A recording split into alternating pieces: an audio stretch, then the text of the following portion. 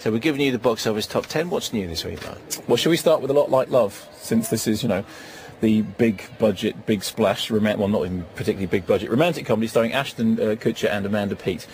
Okay, here's the deal. If plagiarism was a crime, everyone involved in this film would now be banged up behind bars. You've got the romantic comedy with Ashton Kutcher, who's just completely rubbish. He was in that thing Guess Who, which wasn't as terrible as it could have been. And now he's in another romantic comedy which isn't as terrible as it could have been. The best thing you can say about Ashton Kutcher is he's not as terrible as he could have been. And Amanda Peet, who I quite like, but who I clearly should fire her agent because she keeps ending up in movies which really aren't up to her. So anyway, here's the story. It's like somebody sat down. The director is Nigel Cole. Nigel Cole is a British director who directed Calendar Girls, which I like very much, and Saving Grace, which I thought was a nice little film.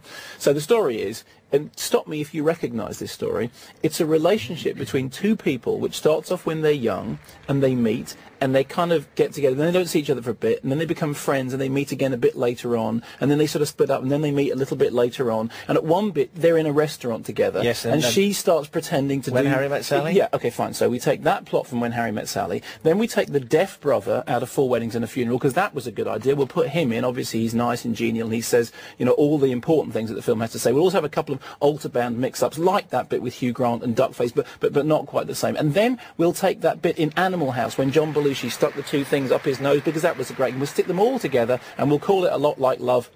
Actually calling it A Lot Like Love. The actually bit is obviously my. Now, I worked that bit just out. to give you a general flavour of where we are. I haven't even heard. I don't know what the clip is that we're going to play, but we're going to play a clip that I think features the chosen at random, the marvellous acting talents of Ashton Kutcher and Amanda Peet. And I guarantee you, whatever it is, it's not going to be that good. Let's hear the clip. I gotta ask you something. Hey, do you mind? Sorry. What? What do you have to ask me? No. What was strike one? What? New York.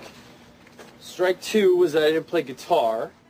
Strike three was that I was born under the wrong star sign. What was strike one? Strike one was that I had to make the first move. I got strike one before we even met? You can't get strike one before you step up to the plate.